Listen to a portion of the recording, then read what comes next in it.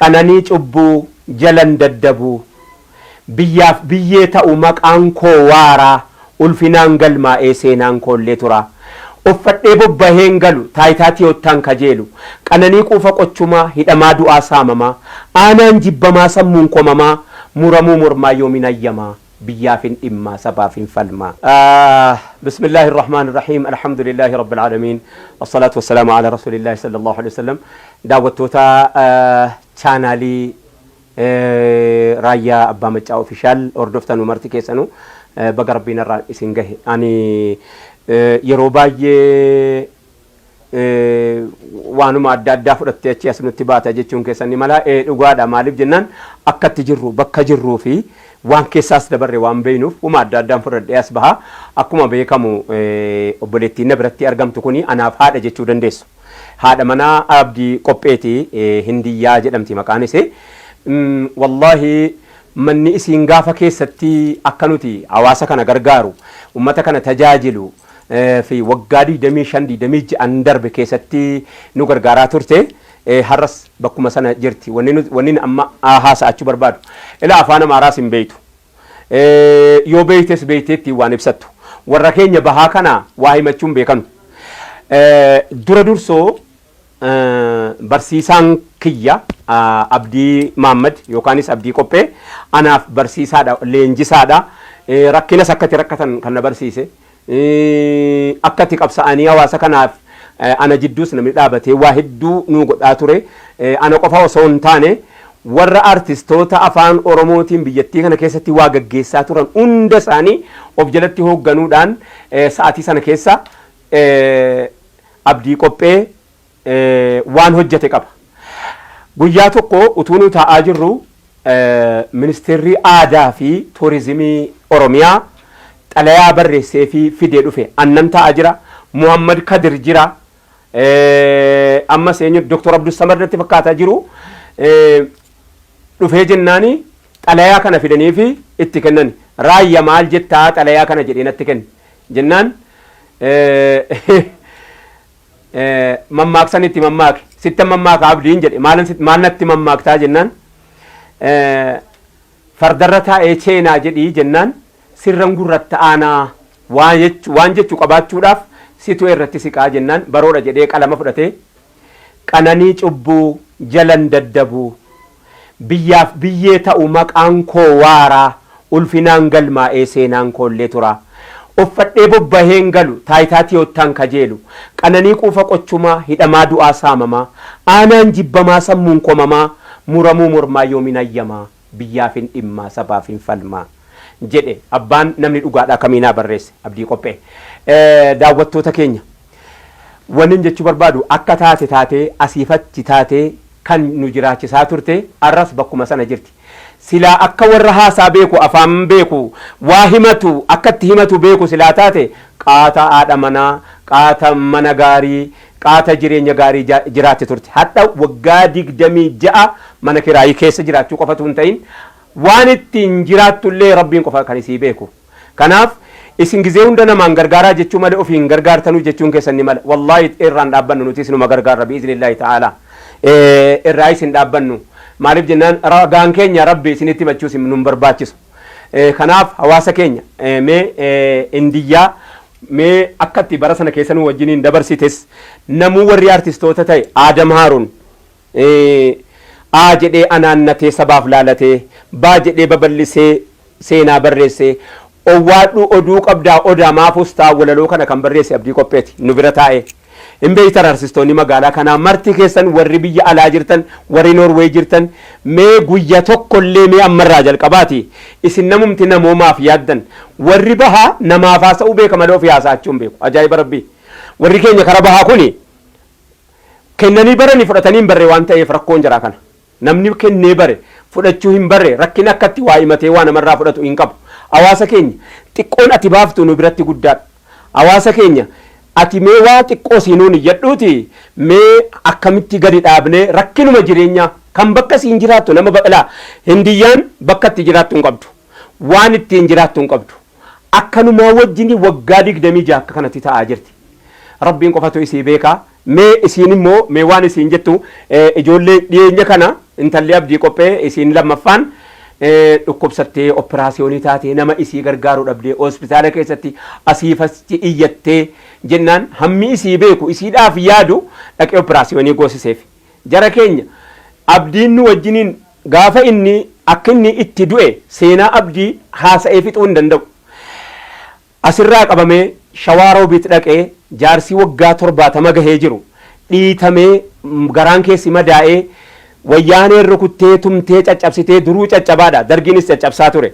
Dargiinis caccabsaa ture cabaa isaa abaawootti gannaan addi bilisummaa Oromoo keessa ture namni kun achii ka'ee ammas immoo gaafa artiidhaan nu ceesisuudhaan nuti baandii bilisummaa taanee biyya keettii keessatti asii fachi jennu saba kana ceesisuudhaaf jecha abdiini waan wareegama inni kaffale keessaa asirraa qabamee ukkaamsamee sababa inni aadaaf turizimii Oromiyaa ta'uu dideef jecha qabamee Shawaaroobiitti dhaqee rarraafamee tumamee achii galee lamuu fayyaan argine du'ee nama irra dhaabatee sagadu sodaa shabbaarummaatiif dhabee nu nama 5 taanee irra dhaabbannee salaannee geessinee awwaalle.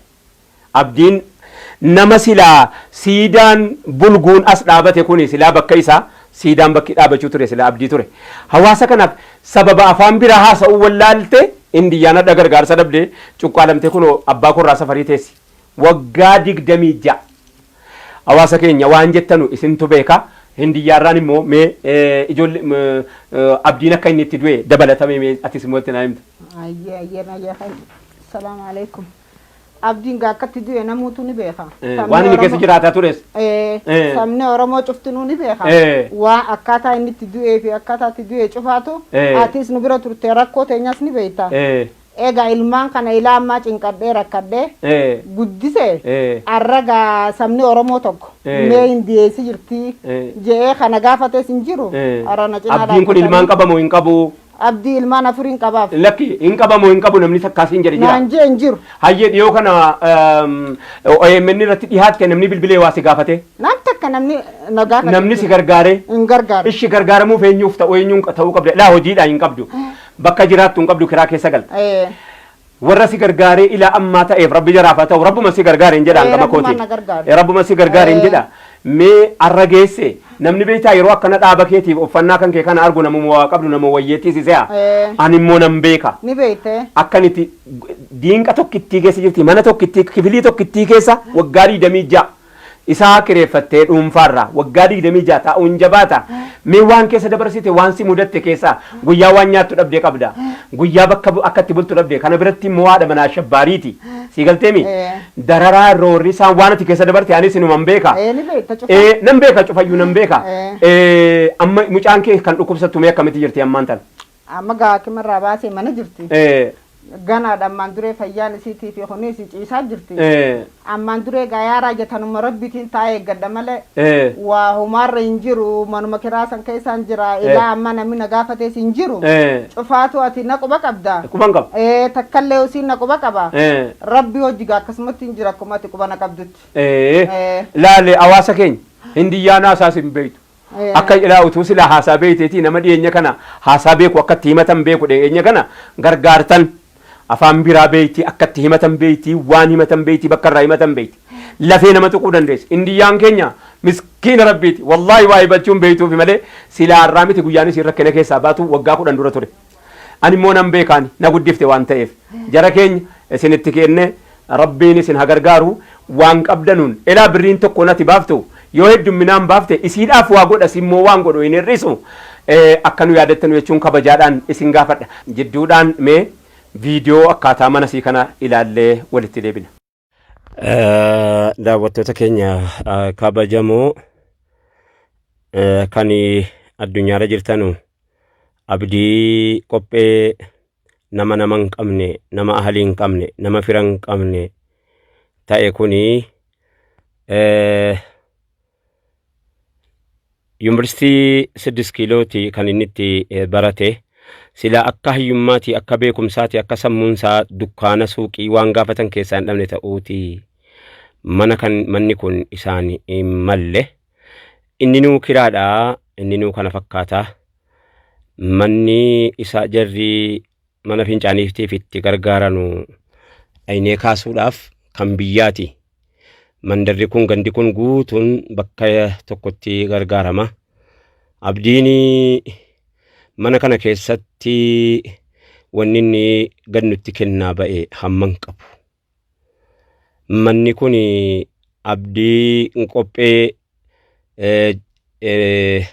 artii yookaanis immoo waa barreessee leenjii oromummaa yookaanis immoo leenjii sabummaa irratti maalummaa nama barsiisuu as keessatti namni dhufee manatti kana hin dhandhamne hin jiru. Deebinee akka ilmaan bofaa facaanee lamuu ilmaan bofaa haadha irraa dhalannaan guyyaa sana booda haadha quban qabdu akkuma jedhamu nus akkanuma taane hawaasa keenya. Manni kana fakkaata ilaalaa sila abdiini hattaa jiraatee gaafa jiraatu nama isa gargaaru hin qabu. Biyya alaa deemee Jarmanii dhaqee hawaasa kana dhiisee deemuun isaan taane deebi'ee dhufee waa'ee hojjetaa fi ture. Kanuma wajjiniin immoo du'eellee nama isa awwaalu dhabee nama 5 taaneeti kan nuti itti salaannee awwaalle. Abdiin bakka isaan hin malletti akka isaan hin malletti ajjeefamee du'e. Har'as ilmaan isaa gadadoo wallahi akka isin itti agartanuu fi akka itti arge jarri kun beekanii namattis gabbaanii himatanuu haati mana indiyaanii kun egaa kunoo namni beekunuma beekaa Alii Jimaa gurgurtii ijoollee kana guddifachuudhaaf kiraa manaa danda'uudhaaf Alii asiifachi feeyidii erganni du'ee isee barsiifattee barsiifannus barannus maalii miti. Egaa kana fakkaataa daawwadhaa jechuudha fi galatoomaa hawaasa keenya ulfaadhaa. Xiqqoon isin baaftan hindiyyaadhaaf guddoodha. Daawwattoota keenya akkaawuntiis isinittan himadha. Ilaasa kana ijuma sukkuummadheen isinitti himataa jira. Silaa asuma keessan nama barbaadadhee obboleettii koo tokko tokko kanana jalaa ta'ee jedheetan akkuma amala kootii silaa gugurradha wannan isinitti himataa jiruuf namni dhiyeenya kana takkaan qaanfanne takkaan yeellofne inuma gargaartanii amma akkaawuntiisii kanan isinitti himadha. Hindiyaa Ussoo Aliiti maqaan isii Oromiyaa gamtaati. Tokko duwwaa 4 5 8 6 5 7 3 2 irra deddeebi'aa dhaggeeffadha. Birriin tokkoon dhibbi tokkoon ati kennattu sun hindiyyaadhaaf wahinuu godhu ta'a biiznillaahi ta'ala. Rabbi ana immoo sababa godhu isin immoo sababa kennatee immoo irraa milkaa'u rabbi isin taasisu. Gali jennaan kalloon galalooniitti galtee jedhan nama rakkeefnu kan biraa hin qabnu tajaajila silaa abdii wallahi yoo dhuguma taate silaa akka inni silaa ta'uuf bakka inni silaa ga'u marti keenya iyyuu hin beeyna warri isa beeku marti keessanu. Kanaaf hawaasa keenya utuu wannin jechuudhaa barbaadu na keessaa wacaa jiruun akkan itti jedhu dhabe. Warra Abdii Mahamadiin Jaamaa ana Indiyaa Ussooti. Egaa ilaa ammaa Abdii Mahamad eega du'e amata 17 osoo hin du'in dura Indiyaa keenya osoo hin du'in dura gaafa qabamu san akkam taate? Gaafa qabamu san mana dhufanii makiinaan fuudhanii Shawaaroobii geessanii tumamee dhagaa gubbaa deeffamee Abdii maal irratti asii fidanii jennee gaafannee ana duraa illee dhoysanii haasaa wallee akka inni hojii gabbeena hojii haasaa wallee dhorkan. Aya. Abdii. Aya. Gaafa sana namni nama barbaadu hin jiru namni nama gaafatu hin jiru qofaadha. Rabbuma malee hin jiru. Rabbuma malee hin jiru. Afaan Amaaraa kanaas waan hin dubbisee uummata kanaa hojii olii galu kanaas hin beeku. Aya. Amma gaa yaaraayyaa keenya achuma keessa bubbulleetuma nu dhorkanii waliin nu fiduu didanii torbaan takka achi teenyee achirraa gallee ammas ka'ee deebi'ee huccuu fuudhee fi huccuun geesses deebisee manatti. Aya. Amma suggaan lama deebi'ee akkasii waliin nu fidan huggaa dheene tumame qaamni isaa kun cufti uleen tumanii nama guddaadha Abdii nama amata 70. Qaamni isaa kun cufti nu jireenya hin qabu huggaa akkana nu gabbaasan. Aya. Amma gaa waan dubbannuu fi waan jennu wallaallee anaa fi abbaashaa hojii dhaqe obboleettii isaa ni beeytaati tanu kaanee hojii dheene akkasii nu gabbee achi teenyee eeynee afaan wallaallee waan cifoo wallaallee waan achitti teenyullee wanti ennee dadhabnee firraa galle hoteela taa'u manatti manat deebineeti ammas baatii takka teenyetti gad deebine eega suggaatti gaddeebine nuuf fidanii asuma taane eegaa jee guyyaa 15 teenyeeti caccabe kana makiinarra keenye mana galchine. Mana galchine. Ay caccabnaan gabbaasan. Caccabnaan gabbaasan. Duruuf deema jaanii gabbaasan. Qaamni cufti hiitaa'ee jira. Cidhaan kana keessa cufatumanii. Amma gaa mana galchine hoggaa mana galchine ni hunturre haakima neenye qaamni cufti madaa'ee jira. Bakki tumamee fi cufti nu fannisanii akkana afaan nu gaddeebisanii wanti nu godhan jee uleen. Amma gaa mana dhufee haakima neenye. Haakima eega neenye ni hunturre. Firraa baasaan hunjaan haakimni uleessanii keessa jira duraanis qaama isaa kana keessa cufa bakka dhawamee jira. Dhawamaa duwwaadha. Caccabee jira duraanuu. Amma gaa isaanis uleetti hidhanii fi innis ulee kana hin danda'u nama guddaa nama amma 70 akkasitti mana fidee haakima sanitti deebisee haakima san ciibse. Ol qabee gaqqabee anummaan itti laffa'ee ilaa gaafa sanii wanti hojjijee raayyaa keenya gaa awwaalee quba qabdanii namni gaa isa kana na cinaa dhaabbatee wanti jee hin jiru anumaatiitu ilmaan kiyyaa ol qabee gaqqabee akkasitti wajji laffa'ee abdii kana gaa nama nu wajji dhaabbatee ila abdiin kiyya qofan turre kan biyyaati jedhe ati quba qabdaa nam shaniin namni sodaatee nama nu gabba'uu dhabnee awwaalchisaalleen akkas ta'e abdii akkasitti namni sodaatee awwaalchisaallee baqatee nama 5 taanii awwaalle nama 5 taanii awwaaltan akkasitti chi dabarsine waa'ee abdii tana raayyaa keenya gaarra Oromoon mee isa jirti Indiyaa warri abdii mee jaane gumiin abdiin biyyarraa qabu guddaa in agarree gaate san cufaa'u mee isa jirti bakkuma abditti na dhiiseen jira manuma caccabaati beeytu san sanuma kiraayu mana akkamitti kana hunda sin dhiisaniyyuu mana tokko keessatti gatuma idaataa taateessanii gatumatti hidha'u jirra itti hidhaan malee gandummaanuu nama nagayaati jechuu bara eeguma sin ariiniyu kifluma takkitti san keessaan jira ilaa ammaa beeytaati nan beeka na wajji turte manuma san keessaan jira ilaa ammaa namni na gaafatee achi keessarraa illee mee maal nyaatta maal dhuyda namni siin jedhu hin jiru hundi keenya iyyuu barigaa itti gaafatamummaa kana mataarraa qabna beekadho hundi keenya iyyuu yakka kana mataarraa qabna ani wannin hawaasa keenyatti gadi baafadheef ummanni keenya immoo bakka kaleessaa hin jiru silaa abdiin utuu silaa biyyattiin kun akka qabaattee bakka qabaattee beeki wareegamuma abdii wareegameenuu silaa ilmaannu jiraatti ammoo roorroon abbaa ilmatti gad dabarfachuun kun wallaahi hedduu waan nama yaachisaati akkamitti barsiiftee ijoollee kana hoo ijoollee kana gaa ni beektaa akkaataan itti keessa jiru ijoollee tana baatittiin keessa gala bakka jimaa san bubbulaatumaa waan rabbiin naa kanne ijoollee tanattis masruuf ergaa wanti sirraa kafalaa ijoollee tana cinaa takka qaraasifadhe